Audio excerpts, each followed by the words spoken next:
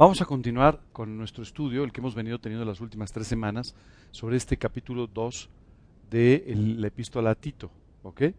Vamos a empezar con un examen, ¿les parece bien? A ver, ¿quién me puede decir quién era Tito? Tito, el de la Biblia, claro. Sí, no, era un vecino mío de hace muchos años. Un discípulo de Pablo, ¿ok? ¿Alguna característica especial de Tito?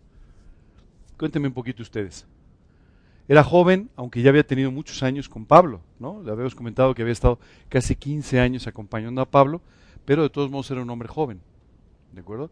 ¿Qué otra cosa saben de Tito? ¿Qué otra cosa recuerdan de estas 2 semanas anteriores?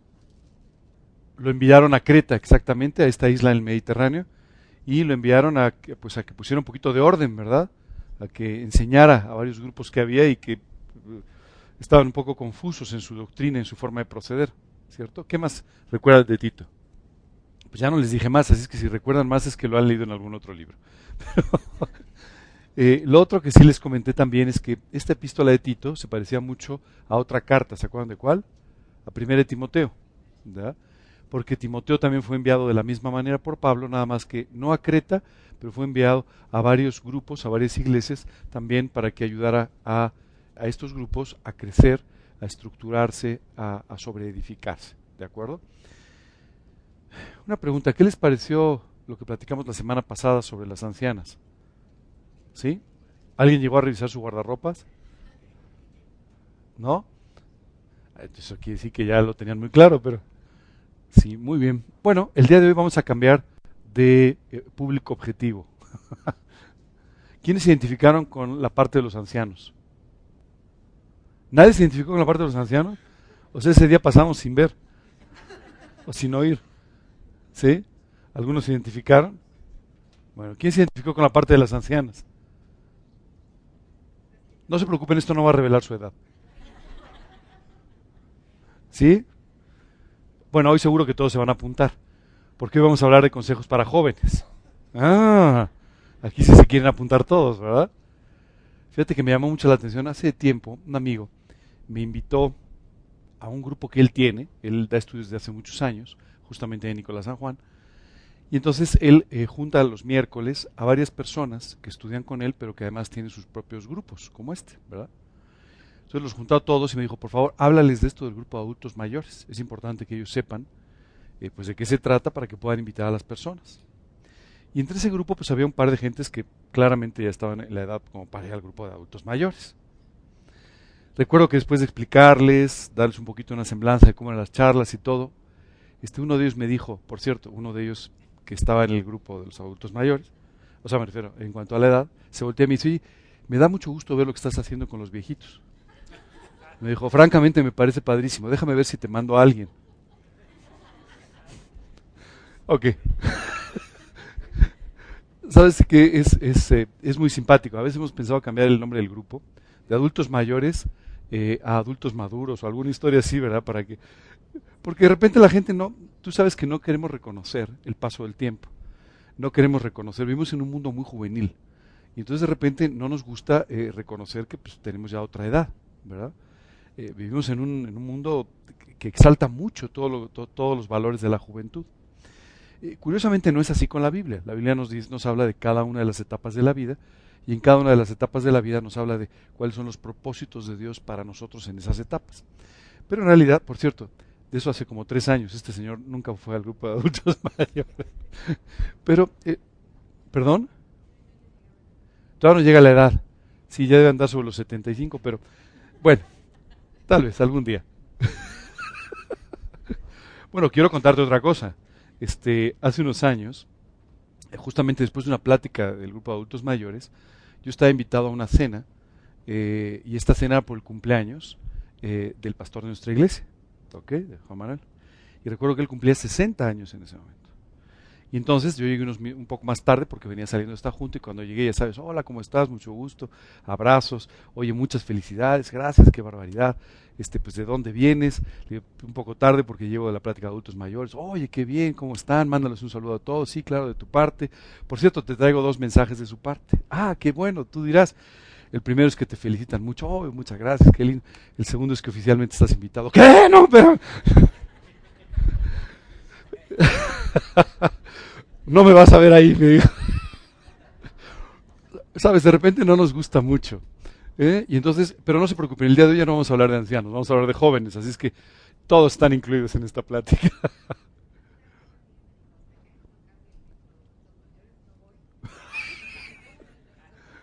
Dile que no se preocupe, que que de todos modos le mandan por correo las credenciales del INSEN. Ahora ya no se llama INSEN, ¿verdad? Ya tiene otro nombre. ¿Cómo se llama? Ya no es el INSEN. INAPAM, eso, exactamente.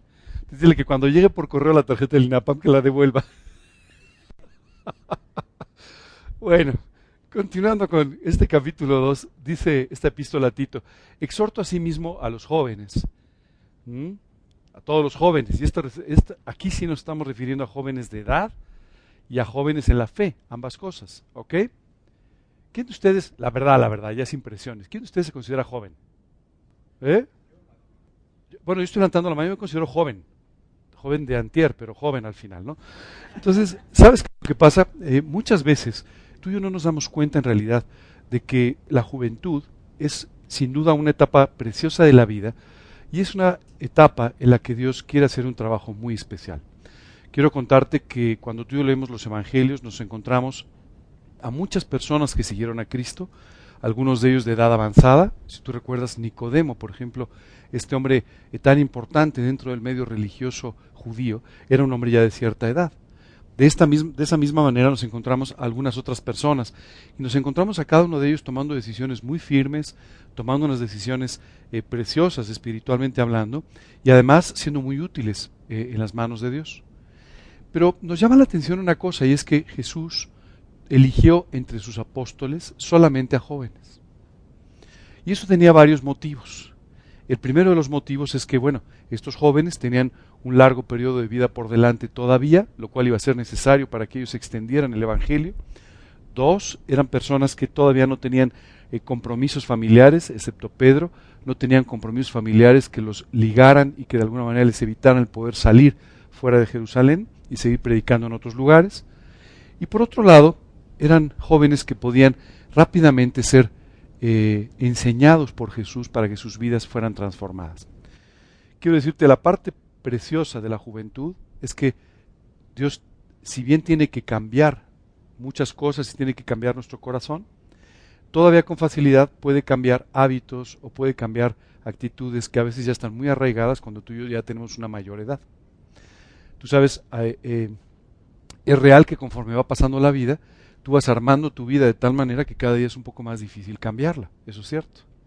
Pero también es cierto que cuando una persona con cierta edad toma decisiones, generalmente son decisiones mucho más pensadas y mucho más estables. Los jóvenes entonces tienen la característica de tener la energía, el empuje y con más facilidad ser transformados, pero por el otro lado también a veces cierta inestabilidad, a veces con ciertas dificultades. Encontramos a muchos jóvenes que seguían a Jesús, pero solamente algunos fueron tomados por Jesús como estos apóstoles. En efecto, todos ellos eran muy solteros, muy solteros, no, eran muy jóvenes y solteros, muy solteros, no. Eran muy jóvenes y eran solteros, ¿ok? Ajá, a excepción de Pedro. ¿Por qué sabemos de Pedro? Bueno, no se nos menciona mucho, lo único que nos dice la Biblia es que Jesús fue a sanar a la suegra de Pedro. Así es que pues si tenía suegra estaba casado, ¿verdad? Era el único, ¿de acuerdo? Aquí la Biblia dice, exhorta a sí mismo a los jóvenes a que sean prudentes. ¿Sabes? Mientras leía este pasaje pensaba un poco en cómo las semanas pasadas habíamos mencionado la prudencia, ¿de acuerdo? Por ejemplo, hablaba de que las ancianas debían ser prudentes también, ¿verdad? Pero en el caso de los jóvenes, esto es muy importante resaltar. ¿Qué sucede con los jóvenes? Normalmente hablan un poquito sin pensar, ¿verdad? Yo sé que ustedes jóvenes no, pero es muy fácil que un joven hable muy rápido sin pensar, o que sea un poco más impulsivo, o un poco más llevado por sus emociones. Y a veces todas estas reacciones muy rápidas, ¿no?, afectan no solamente su vida, sino también afectan su ministerio. Jóvenes, es muy importante que, no importa su edad, aprendan rápidamente a vivir con mansedumbre. Es decir, que ustedes aprendan a vivir siempre buscando primero a Dios y no permitiendo que sus propias emociones o sus propias ideas los lleven a reaccionar de inmediato. Muy importante también, la Biblia habla de algo clave para la vida de cualquier creyente y especialmente para los jóvenes, y es el dominio propio. ¿Qué es el dominio propio? Muchas veces pensamos el dominio propio es aprender a controlarse, ¿no? No me río, no me río. No, no se trata de eso, ¿no? El dominio propio más bien se refiere a que tú le permitas a Dios, a través del trabajo del Espíritu Santo, que controle tu vida, controle tus emociones y no te permita ni vivir ni ser dominado por ellas. Esto es el dominio propio, ¿cierto? Así es que esto es algo muy importante que te lleva a ser prudente, es decir, a actuar cuando debes, a hablar cuando debes.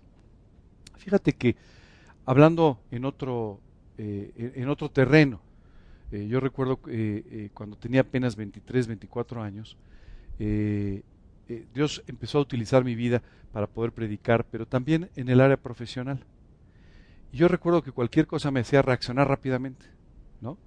Hoy es que fíjate que alguien no llegó, ¿cómo no? Ya sabes, reacciones muy rápidas. Con el tiempo las reacciones se fueron volviendo un poco más pausadas y a veces, y esto fue trabajo de Dios, Dios me enseñó a esperar, Dios me enseñó a no reaccionar tan rápido o a no sobrereaccionar a veces. Muchas veces, jóvenes, lo que sucede es que reaccionamos demasiado rápido ante las circunstancias, en lugar de buscar primero a Dios para que sea Él el que nos guíe sobre cómo debemos actuar. Por favor, aprendan a ser prudentes. Otro aspecto de la prudencia son nuestras opiniones. No sé si te has dado cuenta, pero a veces opinamos de más. A veces opinamos cuando nadie nos ha pedido nuestra opinión, ¿verdad? Hace poco una persona estaba hablando, no, es que yo opino, y cuando terminó, ¿qué te parece? Pues te agradecemos tu opinión no solicitada, no iba por ahí la conversación, pero digo, gracias de todos modos por tu entusiasmo, ¿verdad? Muchas veces tú y yo tenemos que tener cuidado con no opinar antes de tiempo, ni opinar en temas en los que no tenemos por qué opinar, ¿ok? Tengo un sobrino extraordinario que tiene 14 años. Y es un chico, 13 años tiene todavía no cumple 14, pero bueno. Y es un chico muy inteligente, y es un chico muy simpático, en fin, la verdad es que es un buen muchacho, es un gran muchacho. Pero ¿sabes qué me llama la atención? Porque casi siempre se ha convertido en mi maestro, ¿no? Cualquier cosa que yo hago me dice, no tío, lo que debes hacer, esto es muy normal en los jóvenes, ¿cierto? Un día le dije, no sé cómo he vivido tantos años sin que me ayudes. La verdad es que no sé cómo he logrado sobrevivir todos estos años sin ti, ¿no? Y se reía, pero la verdad es que muchas veces, ¿no? Y nosotros opinamos más de lo que debemos, opinamos de lo que no debemos y opinamos demasiado rápido. Jóvenes, tengan cuidado con esto, porque esto es una tendencia natural de un joven. Esto es lo normal. El joven cree que tiene todas las soluciones. ¿Te has dado cuenta? ¿Te has dado cuenta que nunca hay revolucionarios adultos mayores? Casi todos los revolucionarios son jóvenes. Pues ellos creen que qué barbaridad, cómo el mundo no se ha dado cuenta, ¿no? Que hay que cambiarlo en esto. Me necesitaban a mí. Era yo el que tenía que venir a cambiarlo todo, ¿cierto? Bueno, ten cuidado, por favor, de ser prudente en este sentido.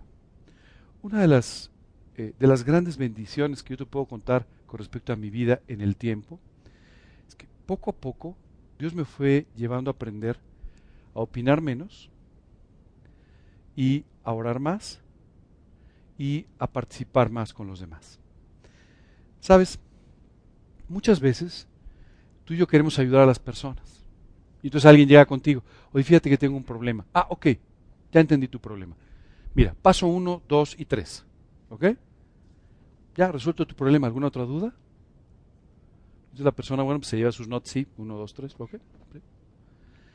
¿Sabes qué he aprendido con todo este tiempo? La mayor parte de las veces los seres humanos necesitamos menos consejos. ¿Y sabes qué necesitamos más? Comprensión. Que alguien nos escuche. Y simplemente que alguien se conduela con nosotros o participe con nosotros en la situación que estamos viviendo. Muchas veces tú y yo no necesitamos un consejo, solamente una palmada, o solamente un abrazo, o solamente alguien que simplemente sepamos que está de nuestro lado y que va a orar por nosotros. Esa es la realidad. Hace muchos años, recuerdo que asistí a una conferencia muy interesante de un escritor que había dedicado una buena parte de su vida a escribir libros sobre cómo educar a los hijos y cómo tratar con la familia.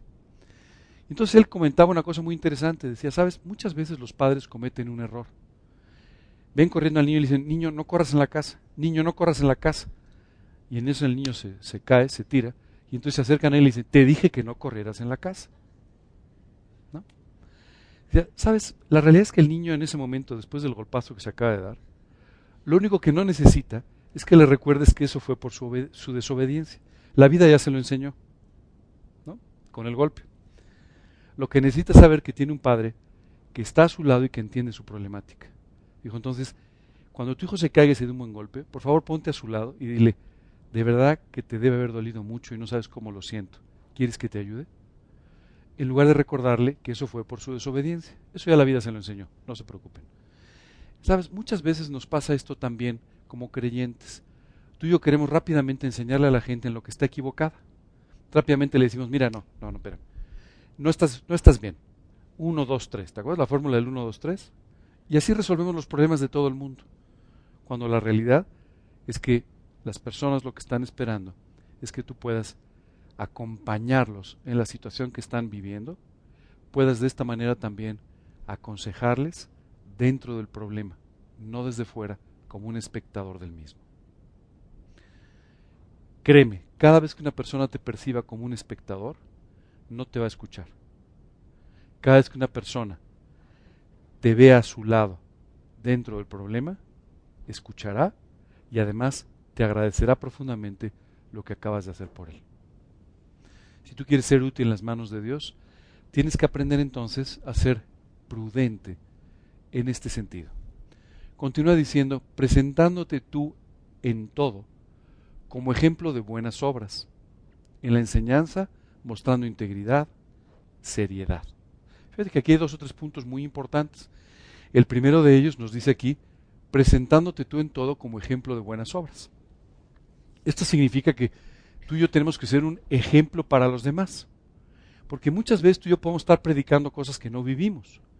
Y si no somos un ejemplo, si tú no podrías utilizar tu vida como una ilustración de lo que estás enseñando, entonces lo que estás enseñando no lo puedes enseñar. Tú no puedes enseñar nada que no vivas. Esa es la realidad. Hace tiempo recuerdo que estaba escuchando a una persona hablar y él siempre ponía ejemplos de alguien más. Pero no podía poner ningún ejemplo de su propia vida porque en realidad no había apropiado esas enseñanzas. ¿Sabes qué sucedía? Sucedía que no había ningún impacto en la enseñanza. Tú y yo tenemos que aprender entonces a vivir aquello que estamos enseñando. Nunca trates de enseñar lo que no vivas y preséntate como un ejemplo de buenas obras. Es decir, que la gente pueda aprender a través de ti, de lo que ven en tu vida, más de lo que tú les dices. Esto es sumamente importante. Hace unos meses me invitaron a dar unas pláticas en otro lugar y recuerdo que cuando terminó todo, me dijeron, oye, qué bien la enseñanza, esto, lo otro. Oye, también aprendimos mucho de tu esposa. Y me llamó la atención, mi esposa no había hablado, no había intervenido en nada. Yo dije, ¿cómo que? Sí, aprendimos mucho de su actitud, me dijeron. ¿Y eso por qué? Pregunté. Mira, porque a pesar de que no conocía a nadie, estaba invitando a la gente a pasar y ayudando, y siempre se mostró muy, muy atenta con todos y muy cariñosa con todos. Eso es ser un ejemplo de buenas obras. No solamente lo que tú predicas, lo que tú dices, es lo que impacta la vida de las personas, pero también lo que la gente puede ver en tu vida. Esto es muy importante. Continúa diciendo, en la enseñanza, mostrando integridad. ¿Sabes? Esto suena así como muy normal. Pues sí tienes que ser íntegro en lo que enseñas. Hoy en día vivimos un momento en el que hay muy poca integridad en las enseñanzas. Casi toda la gente enseña algo que no vive, enseña algo que no es parte de su realidad diaria. La integridad en la enseñanza es lo que nos lleva, por un lado, a ser consistentes en cuanto a lo que vivimos, decimos y enseñamos, es lo mismo. Si tú dices que crees en algo, tienes que vivir en consecuencia. ¿Quién de ustedes cree en el perdón? Menos mal. No me quería asustar. Ahora cuénteme una cosa. ¿Y ustedes perdonan todos los días? ¿Ustedes aman a sus enemigos? ¿Ustedes aman a aquellas personas que los han ofendido? Bueno, si ustedes lo están practicando, significa que ustedes tienen integridad en la enseñanza. Es decir, ustedes estarán enseñando este principio como una realidad en sus vidas. Esto es integridad en la enseñanza.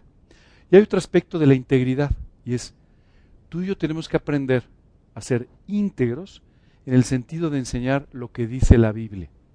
No lo que tú y yo opinamos, sino lo que dice la Biblia. Es que tenemos que tener mucho cuidado, porque hay muchas veces que tú y yo mezclamos mucho nuestra opinión con lo que dice la Biblia. Y te digo una cosa, esos licuados nunca salen bien. No podemos licuar estas dos cosas. O tú enseñas la Biblia o tú enseñas tu opinión. Y si tú tratas de enseñar una mezcla de las dos, créeme, lo que estarás enseñando en el fondo es tu propia opinión. Así es que tú tienes que tener integridad también en este sentido en la enseñanza. Y por último, muy importante, tú tienes que tener integridad en cuanto a la aplicación de los principios de la Biblia. Hoy en día estamos viviendo una época en la que como nunca hay falsas doctrinas. ¿Sabes por qué? Por la falta de integridad en la enseñanza de la Biblia. Como no se utiliza la Biblia completamente para enseñar, entonces ¿sabes qué es lo que sucede? Que bueno, pues cada quien la interpreta como quiere. No te confundas. La propia Escritura dice que la Biblia no es de interpretación privada. O sea, la Biblia no la interpretamos tú y yo como queremos. No es así. Lo que la Biblia dice es lo que dice. Recuerdo que hace muchos años me regalaron una Biblia con comentarios. Y entonces me marcaron en los comentarios algunas cosas que querían que yo viera y que consideraban los principales errores de la doctrina. Y entonces, por ejemplo, me ponían, mira, aquí la Biblia dice, ¿no?, hermano. Pero en realidad, cuando dice hermano, no es hermano. Puede ser primo. Pues qué confuso, yo pensé que tenía un hermano, ahora parece que tengo muchos. No entiendo. No, cuando la Biblia aquí dice lo que quiere decir, dice, a ver, no. O sea, dice blanco y lo que quiere decir es negro, no, pues ahora sí ya no entiendo nada. ¿Sabes qué hice? Acabé cerrando la Biblia y diciendo, esto es un engaño. No la Biblia. Esos comentarios que me hacían pensar que lo que decía la Biblia no era lo que decía, ¿no? Sonaba como un vocero presidencial lo que quiso decir, pero no te preocupes, no necesitamos eso.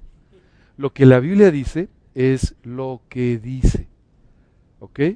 La Biblia es textual, no necesitamos de interpretaciones, porque cada vez que tú y yo ponemos interpretaciones, lo que estamos poniendo es nuestra propia opinión sobre las cosas. ¿Y sabes qué estamos haciendo? Faltando a la integridad de la enseñanza y como consecuencia generando nuestras propias doctrinas. Hay que tener mucho cuidado. Hoy en día yo escucho casi cualquier cosa. Oye, has oído hablar de la doctrina de tal cosa y de la doctrina de tal otra. Sí, pero no son bíblicas. Sí, como no, hay un versículo en la Biblia que se puede interpretar. No, mejor no lo interpretamos. Mejor nos quedamos estrictamente con la enseñanza de la Biblia. ¿De acuerdo? Y cuando tú te quedas con la enseñanza de la Biblia, entonces esta integridad de enseñanza jamás te permitirá que tú te vayas a confundir y a generar o a creer una falsa doctrina. ¿Sabes? La mayor parte de las personas a las que yo he escuchado hablar de una falsa doctrina, siempre dicen, es que yo leí en un libro. Bueno, pues sí, está bien, el papel aguanta lo que le escriban, ¿no? Tú en un papel escribe una mentira y luego escribe una verdad y vas a ver que no se rompe. Ni con la verdad ni con la mentira. El papel aguanta todo. Así es que tú y yo tenemos que tener mucho cuidado con esto, porque muchas veces tú y yo podemos estarnos influyendo o llenando de enseñanzas que no necesariamente son correctas. Yo sé que para todos, cuando vas a una librería, siempre hay ciertos títulos que nos llaman la atención.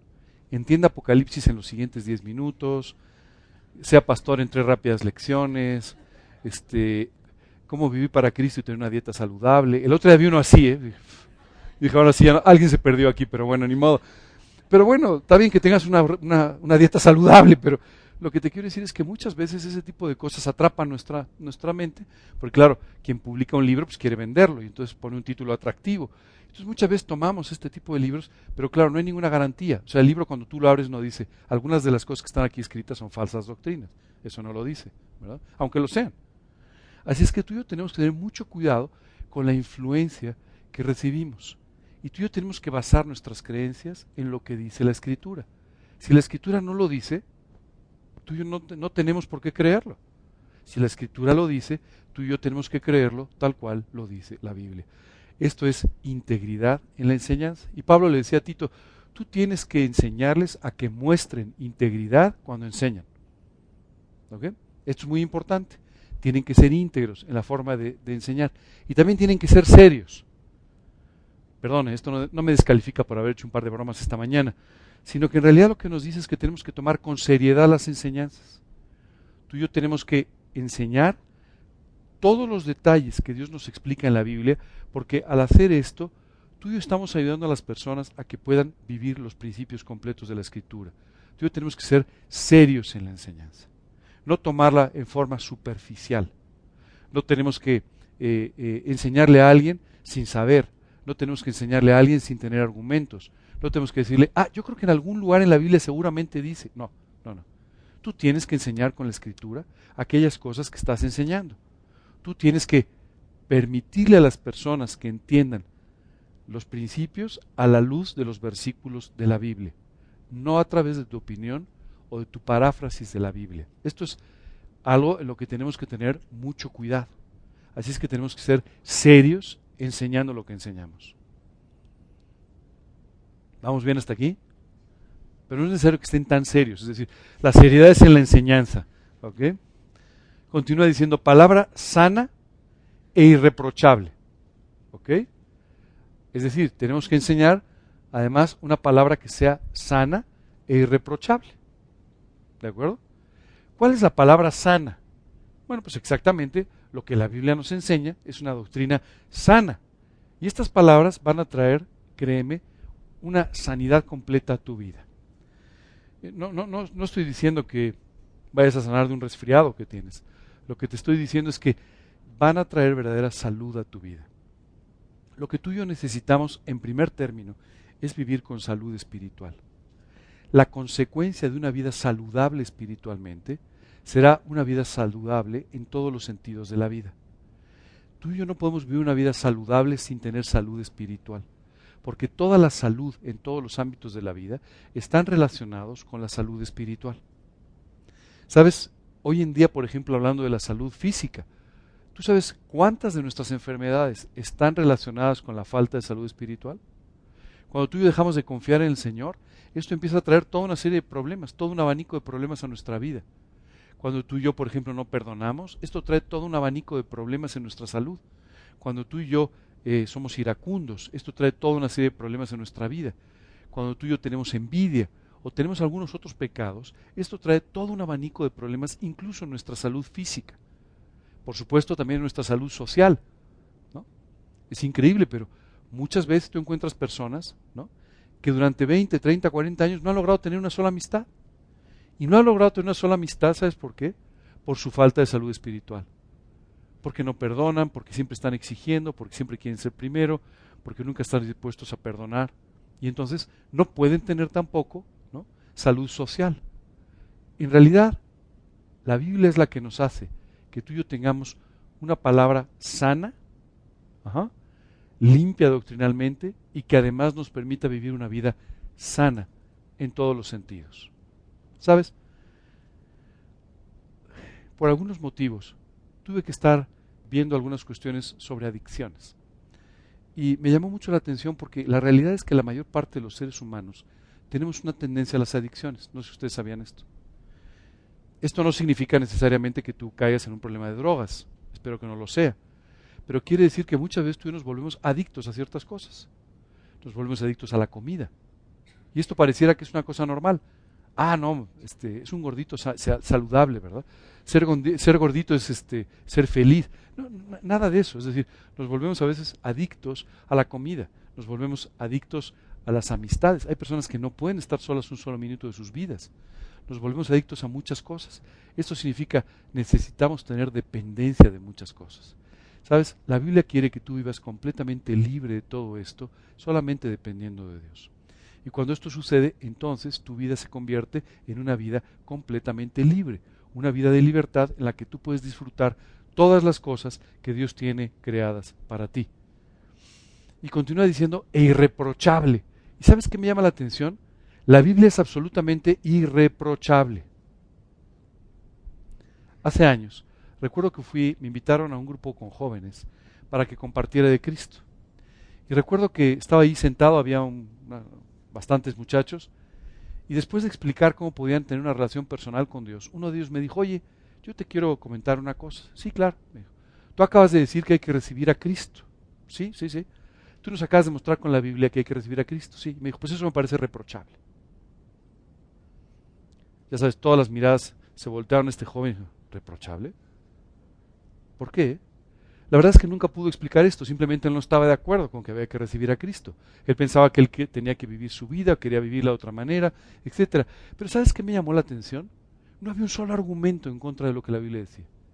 Nunca lo pudo haber, porque la palabra de Dios es irreprochable. No hay un reproche que tú le puedas hacer a Dios. Dios, es que no eres justo. ¿En serio? ¿Por qué murió en la cruz Jesús?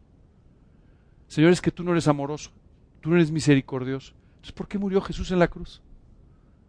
¿Sabes qué sucede? Muchas veces tú y yo nos metemos en ciertos temas de argumentación. Muchas veces yo escucho personas que dicen, es que si Dios existiera, entonces, no habría maldad, no habría problemas, no habría esto, no habría el otro. Y en realidad toda esta argumentación, ¿sabes qué es? Una argumentación falsa que tú y yo permitimos en nuestra mente nada más para justificar nuestra negación a Dios o nuestra mala actitud hacia Él. ¿Cómo? Si Dios existiera no habría pobreza, no habría miseria. A ver, espérame. Voltea por favor a ver a la cruz. ¿Sabes qué hizo Jesús? Lo que nadie haría por ti, lo que nadie puede hacer por ti. Mostró su amor, te alcanzó la salvación, te prometió una vida nueva. ¿Quieres dejar de vivir en problemas? ¿Quieres dejar de vivir en miseria? ¿Quieres dejar de vivir en la situación en la que estés viviendo que aparentemente justifica la no existencia de Dios? Lo que tienes que hacer es voltear a ver a la cruz. Y cuando tú volteas a ver a la cruz y apropias el sacrificio de Jesús, Dios transforma tu vida de tal manera que dejas de vivir de esta forma. Así es que no hay pretexto. La palabra de Dios es absolutamente irreprochable. Y así es como tú y yo tenemos que enseñarla, como algo irreprochable. Y dice, de modo que el adversario se avergüence y no tenga nada malo que decir de vosotros. Fíjate lo que dice. No le den a alguien la oportunidad de que con sus vidas objete lo que dice la Biblia.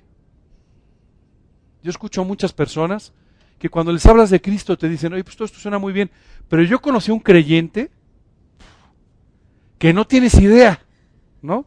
Todo eso que tú me dices no lo vivía. No es así, no es cierto. Aquí Pablo le decía a Tito, tienes que enseñarles a que vivan de tal manera y sean tan congruentes con la enseñanza que no haya nadie que pueda decir algo malo en contra de ustedes. ¿Sabes qué me impresiona? Después de la resurrección de Jesús, dice la Biblia que en Jerusalén había muchas personas que estaban siguiendo a Cristo, había toda una serie de discípulos. Y sabes, dice la Escritura que gozaban del favor de la gente. La gente los veía bien. Oye, qué bien, ¿no? Que estas personas que bien viven, ¿no? Buenos vecinos, buenos amigos, buenos trabajadores, son buenas personas. Hace algunos años, ya bastantes años, un filósofo alemán escribió un libro muy interesante. Se llama El éxito del capitalismo y la ética protestante, así llamaba él. Decía protestante, no sé si tú protestas, yo no protesto nunca, pero bueno. Él trataba de englobar de esta manera el pensamiento de un cristiano no católico en ese momento, ¿no? ¿Y sabes qué decía? Los países donde hay muchos cristianos prosperan. Él decía. ¿Sabes por qué? Pues porque hacen las cosas bien, porque sí trabajan, porque no roban, porque obedecen, porque actúan de una forma correcta, porque son honestos en su manera de vivir, en su manera de trabajar. Y justamente por eso progresan. ¿Sabes? Esto es un testimonio normal. Esto es visto desde la óptica de un filósofo que no tenía nada que ver con Cristo. Pero decía, parece una casualidad, pero yo creo que no es una casualidad. Porque donde hay creyentes, ahí hay prosperidad. Ahí las cosas funcionan. Ahí progresan. Bueno, ¿sabes? Esto es lo que la gente tendría que ver en nuestras vidas. Lo mismo que vieron en aquella iglesia primitiva, lo mismo que vio este filósofo de finales del siglo XIX, principios del siglo XX. Lo que tú y yo deberíamos proyectar. ¿Sabes? Oye, un creyente pues es un buen vecino, es un buen amigo, es un buen compañero, es una buena persona, actúa bien, siempre se preocupa por nosotros. Quiero contarte una cosa. Cuando yo tenía 16 años, Estuve en una universidad durante un tiempo por un tema de una beca deportiva, casi a los 17. Y entonces llegó un joven a ese lugar, al que le apodamos el bíblico, casualmente porque trae una Biblia, ¿verdad? Pero yo recuerdo que él había ido ahí a tomar unos cursos del deporte, y entonces él llegaba siempre al gimnasio y llegaba con su Biblia. Y siempre le decíamos, bíblico, estás confundido. Mira, la iglesia queda en aquella parte de la universidad. Esto es para hacer deporte y todo. Y recuerdo que cuando nos íbamos de fiesta en la noche, llegábamos ya a las 2 de la mañana, 3 de la mañana, golpeábamos la puerta del bíblico. Bíblico, ya sabes, ¿no? Tú dices, oye, pues qué molestos, ¿verdad? Él siempre se preocupaba, ¿cómo están? ¿Llegaron bien? Qué bueno, estaba orando por ustedes. ¿Y qué no se enoja nunca con nosotros? ¿Por qué siempre nos trata bien si nosotros no nos conducimos bien con él? ¿Sabes? La vida del bíblico me trajo a mí a Cristo. 3 años después de conocer a este chico, yo le rendí mi vida al Señor Jesucristo. ¿Sabes? Era un ejemplo maravilloso. Era una persona extraordinaria. Tú puedes estar de acuerdo con él o no, pero su vida era irreprochable. No había nada que decir de él. Siempre me pregunto, ¿qué sucedería si hubiera sido yo el bíblico? Y si efectivamente ellos hubieran podido ver en mi vida lo que yo vi en la vida de este joven. Y hoy te quiero extender la pregunta a ti. Cuando la gente te ve, ¿realmente eres una buena carta de recomendación de Cristo? ¿O eres más bien un pretexto y un argumento que la gente puede usar para no escuchar el Evangelio? Los jóvenes con facilidad pueden enredarse en muchas cosas. También los adultos, pero generalmente los adultos ya vivieron más, ya aprendieron qué cosas no les van a dar ninguna satisfacción y qué cosas sí. Pero, sabes, joven, muchas veces tú vas a ser tentado por este mundo a cosas que no has experimentado todavía. Y por supuesto te las van a ofrecer como lo que te hace falta, lo extraordinario, lo que te va a hacer feliz, lo que te va a hacer contento. Y te digo una cosa, no es real. Todo eso simplemente es una falsedad. Entiendo que muchas veces tú quieres experimentar las cosas para saber si son correctas o no, pero esa no es la forma de actuar, porque cada uno de esos errores va a traer consecuencias en tu vida, te va a llenar de cicatrices. Hoy te quiero pedir que solamente escuches a Dios y a su palabra y no todas estas invitaciones que una y otra vez te llegarán de la vida. Hoy en día es increíble, pero yo escucho jóvenes que se voltean a decirle a una chica al lado, ¿qué edad tienes? 14 años. ¿Ya tienes novio? No. ¿Cómo? La pregunta debería ser al revés. ¿Cómo ya tienes novio? Pero pareciera que están haciendo algo mal. Pareciera que están fuera de la realidad, ¿no? Cuando en realidad lo que deberían hacer es cuidarse y guardarse para una persona, para poder algún día tener un matrimonio exitoso, una familia exitosa. ¿Sabes? Muchas veces se acercan estas Navidades. Ya sabes, tengo algunos sobrinos que no conocen a Cristo y me llamaba la atención a veces escuchar sus conversaciones, porque muchas veces ellos decían, oye, vámonos de fiesta, ya sabes, preparaban la fiesta y todo, y entonces decían, ay, pero es que tenemos una prima que es un poco más joven, no la van a dejar entrar a donde vamos. Bueno, lo arreglamos para... Decían, no lo arreglen, mejor déjenla tranquila, es más, no vayan ustedes, o sea, ¿no? Pero muchas veces, ya sabes, pareciera, y claro, la jovencita invitada de turno, ¿verdad?, que todavía no tenía la edad para ir, pero que le habían invitado a ir, se sentía sumamente mayor y se sentía sumamente importante porque la habían invitado. Por favor, ten cuidado. El diablo siempre te invita, pero tú acabas pagando la cuenta. Y la cuenta a veces es más grande de lo que puedes pagar. De verdad, ten mucho cuidado con esto. Joven, tu vida es preciosa. La verdad es que Dios quiere usarte como usó a aquellos discípulos. Quiero decirte que entre ellos habían jóvenes de 15, 16, 17 años que fueron usados por Dios para transformar al mundo. Y hoy Dios quisiera transformar al mundo a través de tu vida. Por favor, no vayas a manchar tu vida con aquellas ofertas que te están haciendo de este mundo y que te prometo no te van a dar absolutamente nada más que desilusiones y problemas.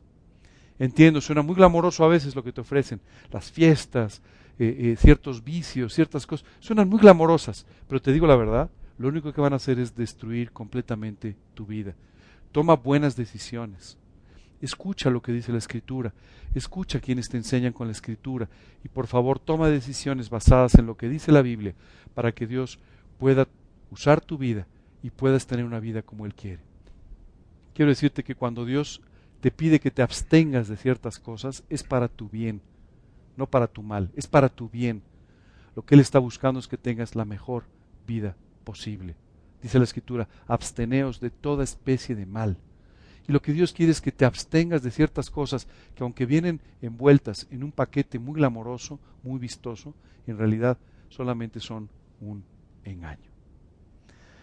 Tito tenía todo un compromiso también con los jóvenes, porque además él tenía, siendo un hombre joven, tenía que mostrarse como un ejemplo de todas estas cosas. El viernes, mientras preparábamos esta reunión para los jóvenes, yo les decía a los chicos, no, ustedes tienen que dar su testimonio, no lo voy a dar yo. Ustedes tienen que presentar la reunión, no la voy a presentar yo, porque ustedes son los que se tienen que presentar a sí mismos como un ejemplo para quienes están invitando.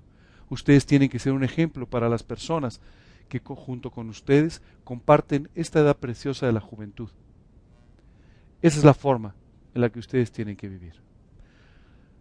Cuando empezamos esta plática les dije que no solamente íbamos a hablar de jóvenes en cuanto a la edad, aunque especialmente para ellos, pero íbamos a hablar también de jóvenes en cuanto a la fe. De la misma manera, quiero decirte que si tú tienes poco tiempo de haber recibido a Cristo en tu corazón, es importante que tú busques también la integridad en la enseñanza. Es decir, ten mucho cuidado. Hoy en día no solamente hay librerías, hoy en día tenemos un amigo diagonal enemigo que se llama el Internet. Si tú en este momento entras a YouTube o entras a cualquier lugar en Internet y tú escribes estudios sobre la epístola de Tito, seguramente te van a salir 300, de los cuales ninguno es mío. ¿Okay? Pero lo que te quiero decir es que estos 200 o 300, algunos están bien, otros no tanto, otros posiblemente bastante bien y otros muy mal. Ten mucho cuidado porque muchas veces en la inquietud y en el interés por aprender más y por saber, empezamos a llenarnos de información que no necesariamente es correcta. Tú tienes que buscar la integridad de la enseñanza y no estar buscando por todos lados cualquier cosa que te pueda llamar la atención. Porque te lo aseguro, si en este momento tú dices, oye, a ver, ¿qué tópico de la Biblia me interesa? Pues voy a ponerlo, a ver si hay algo. Vas a encontrar cientos de videos, tal vez miles de videos sobre ese tema. Pero no hay ninguna garantía. Así como en el libro no dice, este libro contiene falsas enseñanzas. Tampoco el video te manda primero una señal que diga, todo lo que vea ahora va a ser mentira. Tampoco va a ser así. Y tú te estás arriesgando a ver o escuchar cosas que no necesariamente son correctas. Oye, ¿esto quiere decir que yo no puedo leer nada y no puedo ver nada? No, no quiere decir eso. Pero quiere decir que tienes que guardar integridad en tu enseñanza. Por favor, déjate cuidar. Por favor, no te vayas a buscar cualquier pasto. Por favor, permite que sea Dios el que te vaya guiando. ¿Sabes qué nos pasa muchas veces? Yo recuerdo que cuando me empezaron a dar mis primeros estudios, yo decía, pues el estudio me pareció corto. Yo quisiera saber más. Y me ponía a buscar. ¿Alguna vez has comido de más? ¿Cómo te sentiste después? Eso es lo que me empezó a pasar a mí cuando empecé a buscar más de lo que me estaban dando.